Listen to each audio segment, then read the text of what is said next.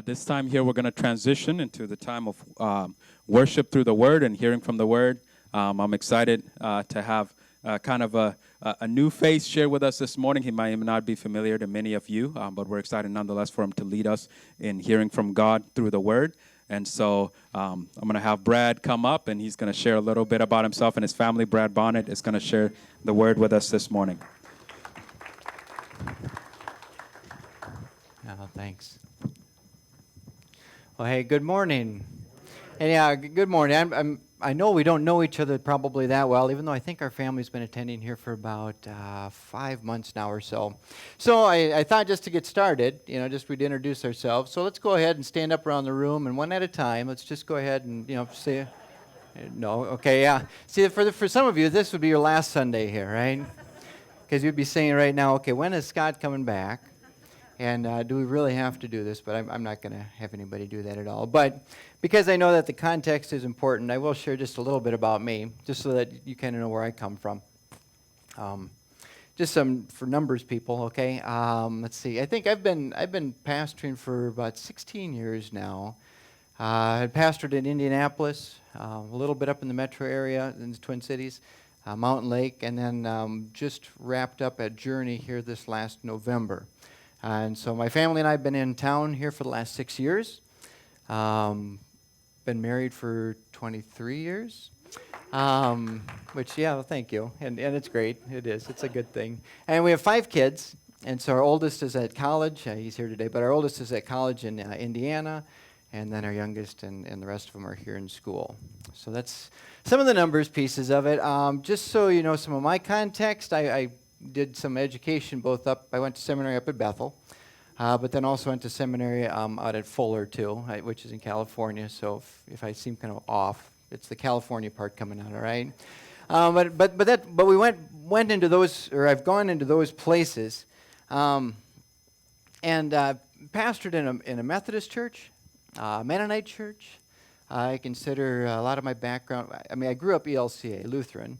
And also worked within the Baptist church too. So you could say I'm diversified, or you could say I'm fragmented. I don't know which one it is sometimes, but I got a little bit of all those things going on, and just such great traditions that we have, and I actually love each one that I've gotten to be part of too. And so I don't know, what else do you need to know? I wear size 31, 32s. I like my coffee like God. It's black and it's dark roast. I think that's. Any questions? All right, that's about it just for me. Just so you know where I come from, because context is just so important. As people talk, or as you hear the words are one thing, but you also need to know where these are coming from. Okay, and so that's why I just introduced myself a little bit. Some of it's just kind of funny, but some of it's just so that you know. Where I'm drawing some of my stuff from, okay? This morning we're going to continue on in this series that Pastor Scott has been doing, and I just have to say, my family has counted Scott and Jane and Friday and Karen just as dear friends, as we've kind of all come to town around those same times, gotten to know them, and just love each of those families dearly, and so you have great families leading you at the church here.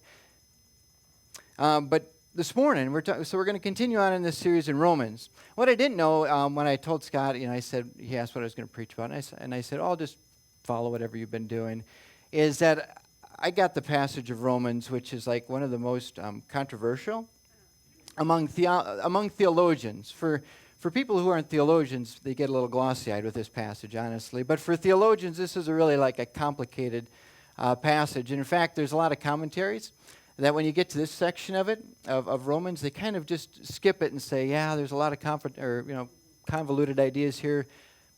Let's move on. Chapter 6, So I'm hitting this chapter 5, which has actually been a lot that has taught me. And this morning I do just count it a privilege to be able to share some of the things that God has taught me as I've been just taking some time through this passage, and where God has led me, and perhaps where God is leading you from this passage too. So just by way of introduction, this is Paul's letter to Romans. Okay, I don't know if you know much about the Romans church, and Pastor Scott talked about it at the beginning a bit too, but the church in Romans, okay, first of all, Paul is a big theologian from the New Testament, okay? He was one of the disciples. He was one of the apostles of Jesus. He never actually met Jesus face to face until after Jesus died and rose again, and Jesus met him on a road. And so Paul was kind of the last apostle to come in, if you will. But his goal was to reach out to the churches that did not have anybody else reaching out to them. Okay, so every letter that Paul wrote to the churches all throughout the New Testament, he's writing to churches that essentially they don't have a pastor. Okay? They don't have one of the apostles or the disciples of Jesus that said, okay, I'm going to plant a church here. And so Paul is constantly trying to help churches learn what it means to follow Jesus, learns what it means to be the church. And this is a letter that Paul wrote to the church in Romans. Just for a little background on that, so this church in Romans was made up of mostly Jews.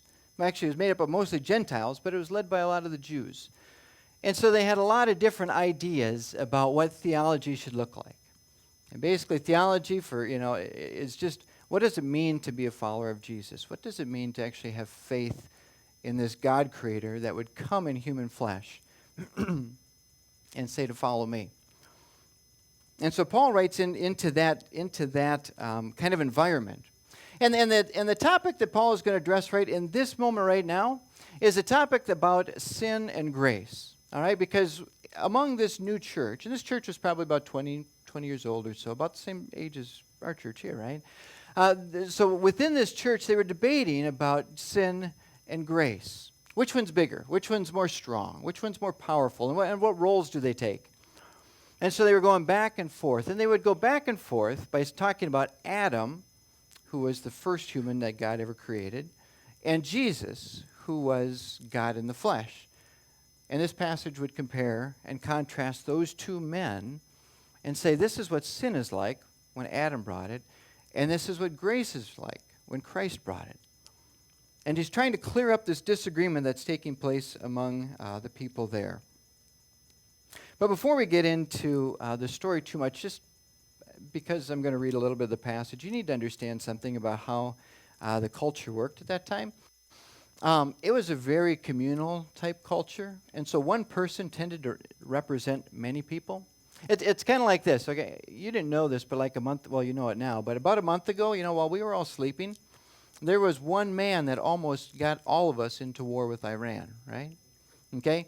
President Trump, while we're sleeping, he had a decision to make, and he almost made a decision, whether you liked it or not, whether millions of people agreed with it or didn't agree with it, they thought it was a bad idea or not, troops that thought it was a wise thing to do or not. There was one man, President Trump, who about a month ago made a decision, and almost made a decision that would have impacted all of us, whether we wanted to or not. Okay? So the way that Paul is writing and talking about talking about Jesus and talking about Adam is in a similar vein where there's these two men that represent everybody. All right? So that's important to know. It's not just individuals, but it's actually has to do with everybody. So let me just read a few of the verses, and I know some of them were read too, but I just want you to hear these verses. And Kayla, thank you for putting my sermon title in there. I changed it, so that's my fault. That's not her fault. It's my fault. And I do have kind of an outline going on. I do things the last minute, and so I had it ready last night about 11 o'clock or so, and I sent it to Friday. So it's not in there. So go ahead, just make notes. You have a sheet of paper there. If anything strikes you as something that you need to remember, please go ahead and write that down. All right. This is Romans 5. We're going to start with verse 12. I'm just going to read 6 of the verses in here. So when Adam sinned, sin entered the world. Adam's sin brought death, so death spread to everyone. For everyone sinned. Yes, people sinned even before the law was given. But it was not counted as sin because there was not yet any law to break. And so everybody died from the time of Adam to the time of Moses, even those who did not disobey an explicit command of God as Adam did. Now Adam is a symbol, a representation of Christ who is yet to come. But there is a great difference between Adam's sin and the gracious gift of God, or the gracious gift from God. For the sin of this one man, Adam, brought death to many. But even greater is God's wonderful gift and his gift of forgiveness to many through this other man, Jesus Christ. Cecilia, if you want to go to the next one, thank you. And the result of God's gracious gift is very different from the result of that one man's sin. For Adam's sin led to condemnation, but God's free gift leads to our being made right with God, even though we were guilty of many sins. For the sin of this one man, Adam, caused death to rule over many, but even greater is God's wonderful grace and his gift of righteousness. For all who would receive it will live in triumph over sin and death through this one man, Jesus Christ. Yes, Adam's one sin brings condemnation for everyone, but Christ's act, or one act of righteousness, brings a right relationship with God and new life to everyone. We're just going to just ask God, as we look at these verses, Father, would you just teach us what we need to learn? Help our hearts to be soft, help our eyes to be open, help our ears to not be stopped up from the things of this world. But Lord Jesus, that the words of your Spirit would break through, and the words that are man-made, that they'd just get glossed over. We'd forget about them. But may you teach us, Lord, we pray. Amen. So they're going back and forth. Paul is going back and forth about this sin and this grace. And I just want to make sure we all understand what sin is like, all right? Before we continue on in this. Sin is like a toddler, okay? Sin enters the world like a toddler. And if you have a toddler at home, you don't know what I'm talking about right now because you're kind of glossed over, right? If you've ever met anybody that has toddlers at home, they're in the midst of it. We just pray for them. We don't judge. But sin enters the world like a toddler. And this was true. You've had this experience, I'm sure, too. But I remember a couple years ago, we had some friends just drop by, and you don't know them, and, so this isn't any of you. And we had some friends drop by, and when they dropped by, they had their little toddler with them. And toddlers are typically pretty cute, right? But they have these amazing abilities, but they're cute. And so as the adults are talking, we're kind of keeping an eye on this little guy, and he's over in the corner, and we think, things are fine. Now, what I didn't realize at the time that I forgot when our kids were toddlers is that toddlers kind of have like this cloaking device, right, that allows them to project themselves, this hologram that they're still there playing quietly, when actually they just took off, and you don't know where they are, and they're doing something. And so this little guy actually did that. He took off. Sometime when the adults were talking, he took off. At that time, our kids were a little bit younger, and they had a lot of intricate toys around upstairs. And pretty soon we realized that he wasn't sitting in the corner playing anymore. Somebody didn't watch this kid. And all of a sudden, this toddler had taken off. He went upstairs, and when we went up there to find out what happened, in probably 3 or 4 minutes, you can imagine just the chaos that took place as this little guy just had fun. Breaking things, spreading things out, just generally just disrupting things. And what he did in 3 or 4 minutes, just a split second, what he did in just that short period of time, it took my boys like probably hours to fix. Right? So a relatively small amount of time, a small little guy created all of this disturbance that ended up not only causing a lot of tears, but also causing a lot of work in the process too. And as Paul is talking about sin, sin is like that. We might think that it's just a small sin, or we might just think that it's insignificant. But what Paul is saying is that sin is so disruptive in your life that when one man came into the world, who is Adam, and he sinned one time, it unleashed this chaotic disaster into the world. And that's why, and Paul in verse 12, when he says it, that sin, or when Adam sinned, sin entered the world. Adam's sin brought death, and so death spread to everyone, for everyone sinned. See, it's not fair. It doesn't work out on a balance sheet. It's just true, and we know that it's just true, that as sin enters the world, and when you just tell a small lie, you just have a small thought, that doesn't just stay small. It just grows and it grows and it grows, and it takes on a life of its own pretty much. Excuse me. But I'd like to dispel something that Paul wanted to dispel as he talked to the church in Rome, is that sometimes we think that God's grace, as it's introduced through Christ, that God's grace is like glue. Okay? And I just want to let you know right now that Paul was addressing it, and I want to just at least bring that out as well, that grace is not glue. Okay? Stick with me if you're like a doctrine police, okay? Grace is not glue. And let me explain that a little bit because I have time to rant just for a second. Has anybody ever been to a coffee shop in Sioux Falls named Black Sheep Coffee? Everybody been there? Oh, man. Right? They tore it down 3-4 years ago, and now they put up a stupid gas station. Okay, they had this. So there was this coffee shop. You should have been there. There was this coffee shop on the corner of, I think it was Grange and 11th or 12th. 12th. Okay, it's right where the two one-ways kind of came together in there again. Anyhow, it was a strip mall, this gorgeous coffee shop, which was really kind of just really earthy, we'll call it, okay? It was just really an earthy coffee shop. It had this like a check into cash. It had, there was a Muslim guy there who I used to buy different breads from. There was a great Ethiopian restaurant that was down on the end. It was just this gorgeous place to go. Just loved the area, and then they tore it down. Anyhow, but a number of years ago, I got this coffee mug for my birthday. I think my kids bought it for me. And at some point, the handle broke off. And I was kind of raised by my grandpa and away from the Depression. So you never throw anything away, right? And you keep everything in coffee cans and you tear it all apart and you try to fix it. And so I mean, I fixed this thing, I swear, probably 5 or 6 times.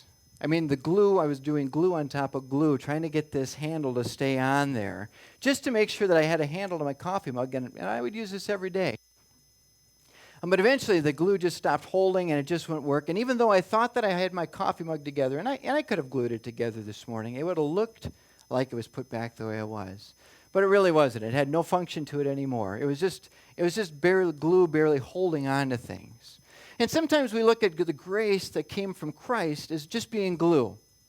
That in a sense, God, I screwed up again. Thank you for your grace that seemed to just like patch me up. Put on my Jesus Band-Aid and I'm ready to go back into the game. And I just want to let you know that Paul wants to let us know, he wants the church to know that grace is so, so, so much more than just glue, fixing a coffee mug. Or glue, fixing, just kind of piecing our lives back together. In fact, just listen to what Paul has to say in verse 16 and 17. He says, the result of God's gracious gift is very different than the result of one man's sin. Okay, he said basically the fruit, you're going to be able to tell that when there's grace, something different happens than when sin happens. They're not going to look the same. It's not saying that, well, I spent $50 and I made $50. This is not a balance sheet at all. Okay? He's saying that the result of God's gracious gift is very different from the result of one man's sin. For the sin of this one man, Adam, caused death to rule over many. But even greater, okay, completely, it's different. Even greater is God's wonderful grace and his gift of righteousness. For all who receive it will live triumphant over sin and death through this one man, Jesus Christ. Now see, most of us will read this passage, and we can read this pretty well, but usually we'll read this passage, but we understand it differently. We'll say, but even greater is God's wonderful grace and his gift of righteousness. For all who receive it can get a do-over. Right? For all who receive God's grace can get a chance to do it again. Try it again. That God basically is a big coach. He patches you up, he gives you a speech, and he says, go try it again, my fishing. Go shoot for it again. Paul's not saying that. It's just try again harder. Paul isn't saying go out there and God just says, just put more effort into it next time. But what God says is that when his grace comes, all who receive it will live triumphant over sin and death. Live triumphant over sin and death. That is so much different than just getting patched up, sent back out there. And he uses these words, he peppers these words throughout this passage, that it's even very different, or if it's even greater. As you read this passage, if you want to pick out just some of those words that he just continues to hammer home, it's this idea that grace is different. Grace is better than sin. Sin and grace are not equals on two sides of the zero. It's a completely different game there.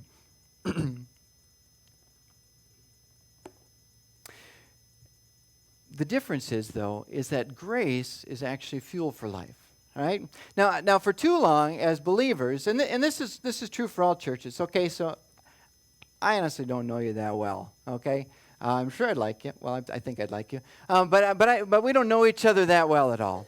But I know people. I didn't say this. I guess I forgot to say this. I work as a counselor at Southwest Mental Health. I've been doing counseling for like 16 years too, and that's where I'm working full time right now. But so I don't know you, but I know people. And working in the church for a while, I know Christians, okay? And I know that for most of us, we see grace as something that is just a payment. All right? Grace is something that Jesus paid for us. And in a sense, redeemed us because he said, okay, God said, I got 50 sins against this guy. And Jesus said, hey, I got a 50 right here. Hey, God says, I got 110 sins against this guy. I got 110 right here. And so there's this equal exchange going on. It's a transaction. But what Paul is trying to tell us is that grace is not simply a transaction. Grace is not simply payment.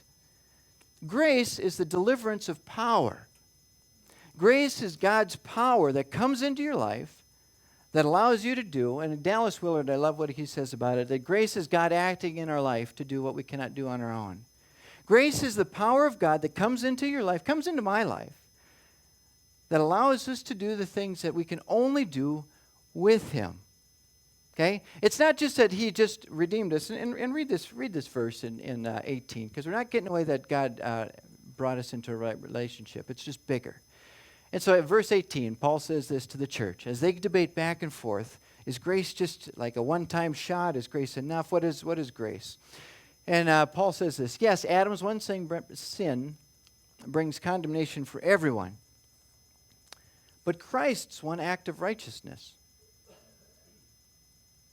brings a right relationship with God and new life for everyone.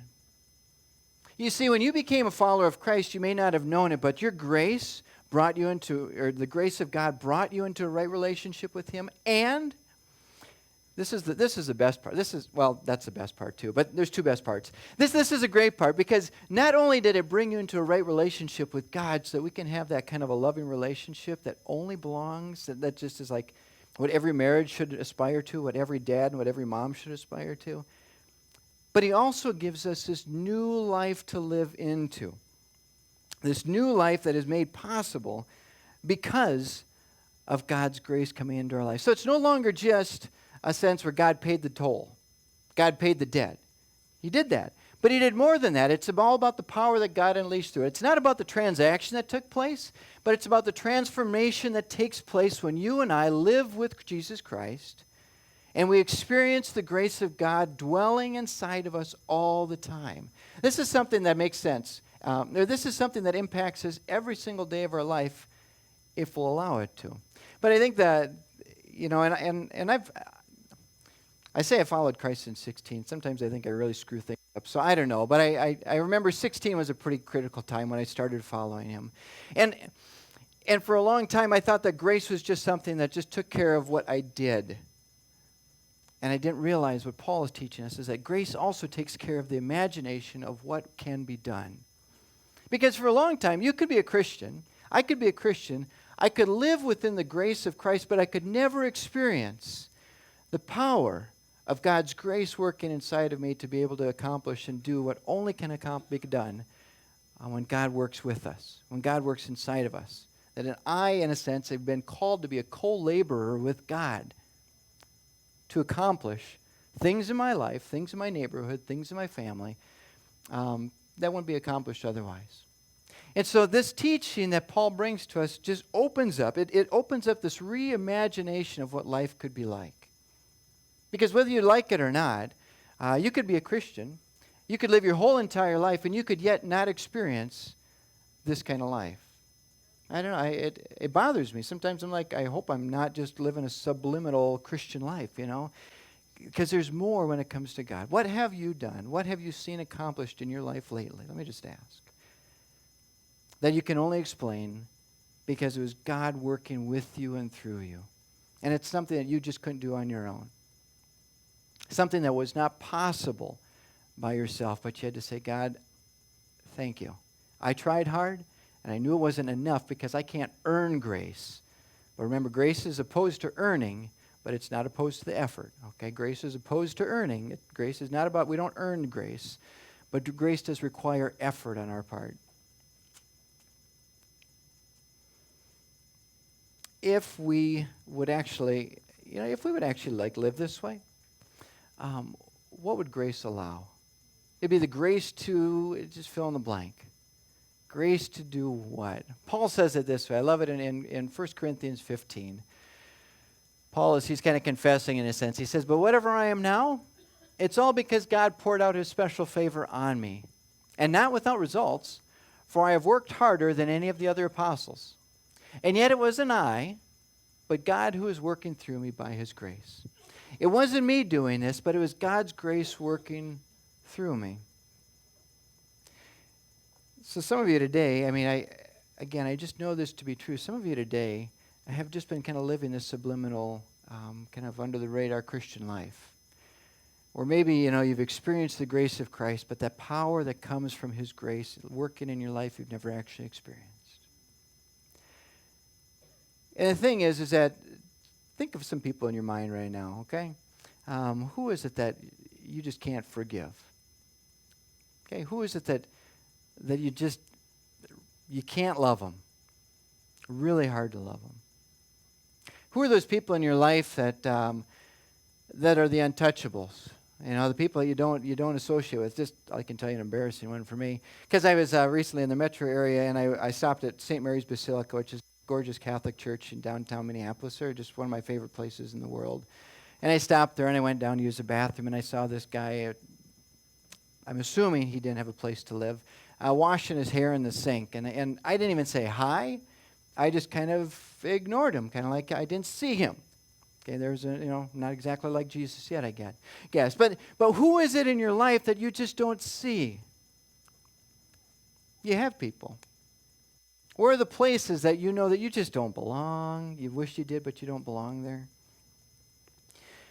You see, Paul wants you to know, and church, this is just so important because there's a future ahead of you that is only accessible by the power of God's grace. There's no shortcut. And you won't want a shortcut. This is the best way, okay? But if we don't get it, we'll never get there. Grace gives you the power to love the unlovable, okay? God's grace acting inside of you gives you the power to forgive the unforgivable. Gives you the power to touch the untouchable and to see the unseeable. Grace gives you the power to give what you don't have and to go where somebody might say that you don't belong. That's the power of God's grace working inside of you. And I just wonder this morning as we, just in kind of wrapping up, as we think about the grace of God, if you understand the reckless nature of God's grace as he pursues you, and even if you've lived a long time as a believer and said, I'm just kind of used to this type of Christianity, you need to know today that God's love continues to pursue you because that's the way that God is. God has never given up on you.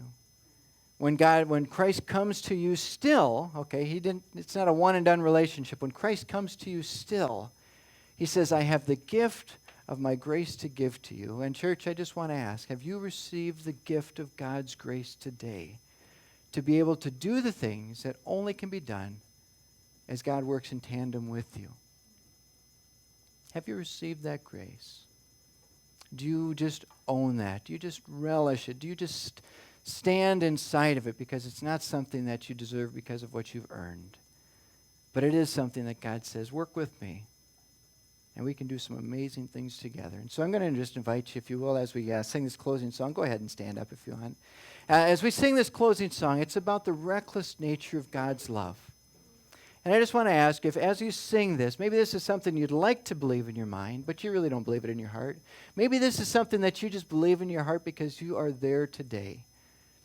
Regardless of where you are, you need to know that the words are true.